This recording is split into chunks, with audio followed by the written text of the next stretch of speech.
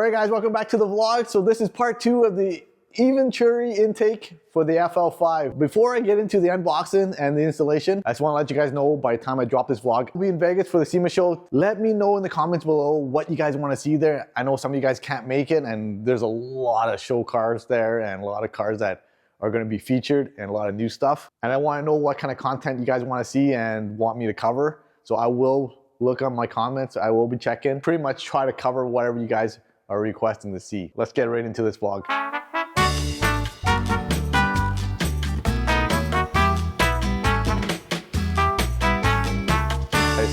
Hey, so this is super exciting. This is the big boy of this install. Let's just get right into it. Let's open up the box. Okay, so I checked out the installations online. They do have instructions for specific FL5, and it looks really straightforward. Looks like it's going to be a really simple, straightforward install. But first things first, let's see what's inside the box. Get rid of all this packaging. Intake coupler, instructions, end plate, full carbon. Fancy air filter. Sick. Oh. So be careful when you open it, because there's another, I think it's a velocity tube. Could have fell out there. Would have been not a very good day. There we go. Look at that. Oof. So nice. You can see the carbon weave inside. Nice. And then the big boy itself.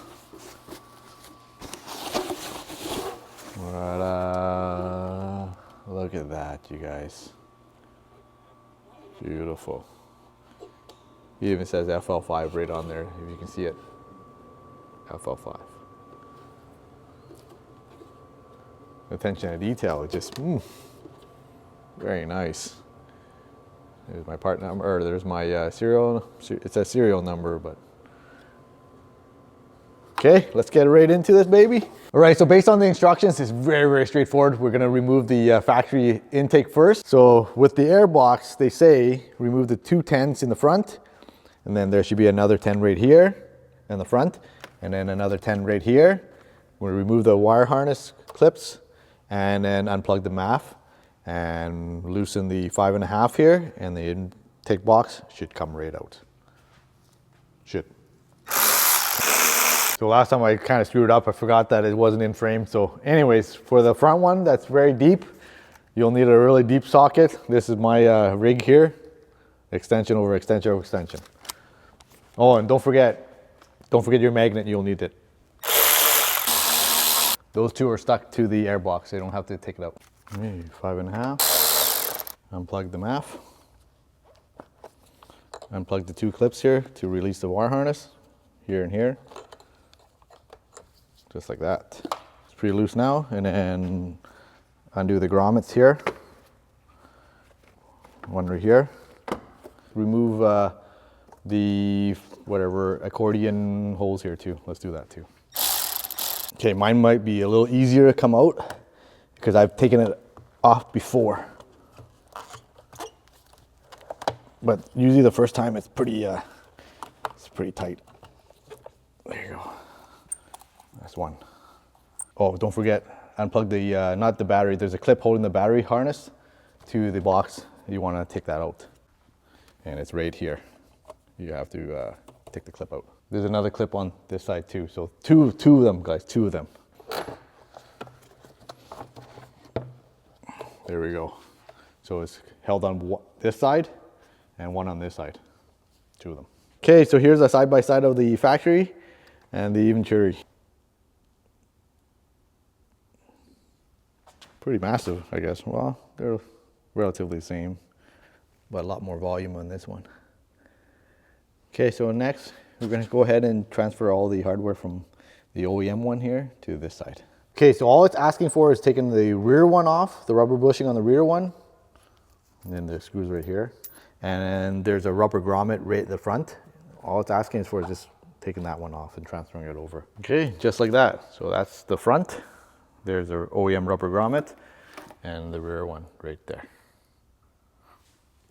Okay, next up, they're asking to remove the rubber gasket here off the OEM. So at first I thought I was going to use a pair of pliers or some special tools to remove it without breaking the clips. But because this is all rubbery, all you do just grab a good hold of it, push from the bottom here, it comes right out. Pretty simple. Try not to grab it from here because you'll end up ripping the actual rubber seal here itself. Pretty straightforward. This is pretty simple install, you guys. Because it's kind of all loose now, they gave us some rubber or plastic to retain, like retainer clips to clip it all in so it's nice and tight. Let me go get those. All right, so it's basically 12 of these rubber bushings that they gave us, or rubber grommets that they gave us here.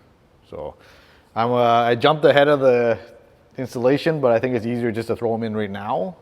Hopefully it is the right decision. On the last pin here, this is where the instructions kind of gets a little vague. So you see here, there's a hole here, and on the bracket up top here, they don't line up.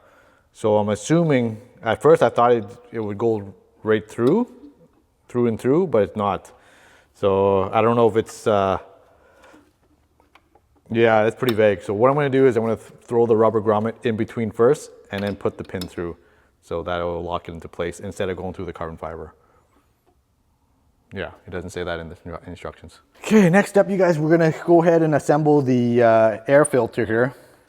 So I'm assuming, and it go like this. And I'm gonna have this facing towards me so that when we put it inside the air box, we should be able to get access to it. We're gonna take our 7 mil. It's gonna be nice and tight, just like that. If you're OCD like me, you'll have everything facing the same direction. Okay, don't over tighten it, nice and snug. Look at that, you guys. Even the air filter, the cone, right down to the details. No smell. But, oof. Okay, so now what we're gonna do is gonna shove it into the hole. I think that's what it is. Yeah, I'm gonna shove it in here. Right there, going through.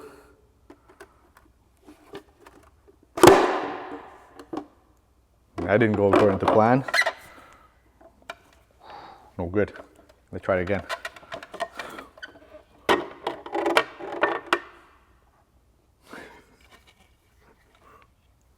Not good. Okay, let's try that again, you guys. Maybe we'll put a little bit of some lube on it.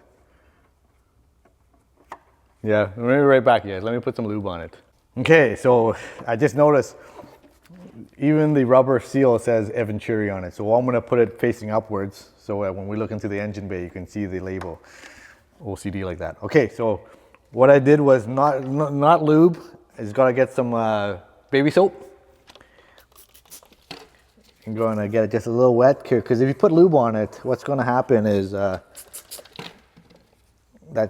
it's just gonna be all like it's gonna be all greasy on your engine bay, you guys. Let's go all raw dog on this one.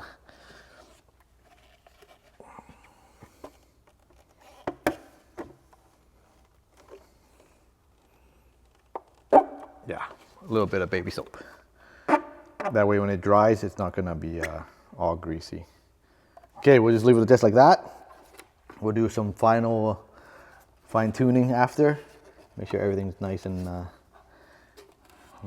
set properly before we tighten everything down. Okay, so next I'm gonna go ahead and put the cover on, and we're gonna use the 5 number 3 Allen keys screws that they gave us, and don't forget the plastic washers that goes with it. So far everything is fitting really nice. Really nice. And that's what I like.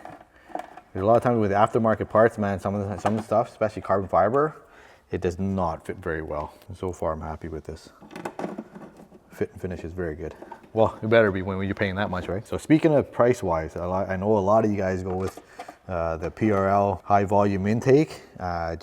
It seems like it's just based on price. We're gonna talk about it more in another vlog, you guys. I will do like an update vlog. Maybe we'll call it like a sound check, because a lot of guys asked me about the sound of the exhaust and the car itself. So I will do a follow-up vlog on that. We'll talk about the pricing wise and stuff too. Okay. Voila! Look at that. Whew. Okay. So up next, we're gonna remove the OEM inlet pipe. So that's the T30, two of them, the 5.5, 5.5, and we're gonna pry it out the, I think of the evap or vacuum hose here. Okay, that wasn't a struggle. Okay, let me see if I can, but don't forget, use your magnet. Okay, so you take the Eventuri new inlet pipe here, where it says Eventuri is the right direction facing us. Take the new machined adapter that they gave us and they just shove it right in. Yeah, use some water. Okay, you can see it go right through in there. There, hopefully you guys can see it. Once you see it go through, and it should be good.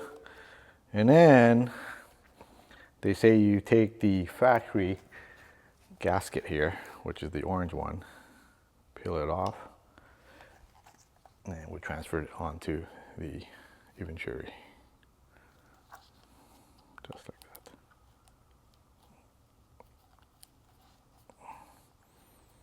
Very nice. Okay, now I'm going to go ahead and try to install this. See how we're going to do this here. It's all in. So I didn't go ahead and tighten everything down yet. Now we're going to go ahead and reinstall the vacuum hose here, or whatever this is, with the T30s. All right, guys, so we're almost pretty close to, the installation's almost done. We just got to throw the box in. So I don't want to remove this.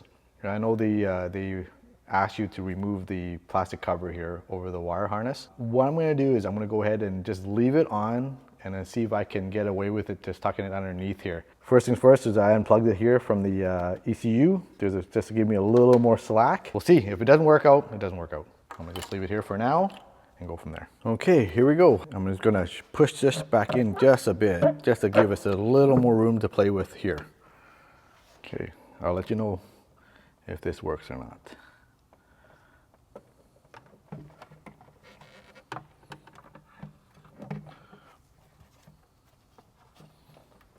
I'm gonna push this in a little more for now.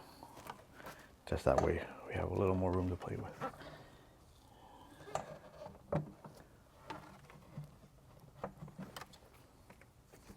Okay, and we look down here. Make sure the rubber grommet on the very, very bottom here is in.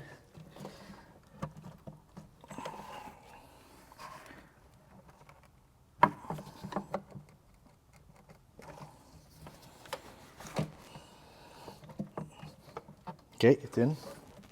Very, very bottom rubber grommet there. Okay, so far, it's looking so good. And then here's our wire loom here. I'm just going to tuck it over here because the MAF sensor is going to go over here.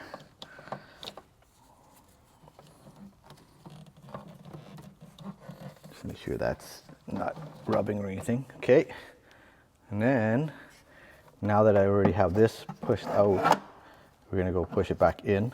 Try not to push on the air filter just in case. You never know. You might collapse it and then it's here. Yeah, you know what I mean. Okay, so far, I think that's good. Everything lines up, bolt lines up, back lines up. Okay, so the wire harness is here still. Let me just double check before I commit to anything. Okay, let's just leave it there for now, and then let's go ahead and install the MAF sensor. Next, they gave us the MAF sensor adapter here. There's a little notch here, and so that's going to face the engine bay, and that's the orientation, because you can actually put it this way too, but based on the pictures, I'm going to go with the notch the way they showed us online. And then we're going to take the two screws, number 2 Allen screws that they supply us, and we're going to mount it on there. Because they do say install it on the outside of the car, but I figure it's a lot easier, just it's here. There's already pilot holes already supplied for us or pre-drilled. So the main thing is do not drop these screws. You drop them and you're screwed. Take off the MAF sensor off the OEM box here and go ahead and mount them facing this direction. Make sure there's no gasket or anything there. Okay, none. Torque's 15.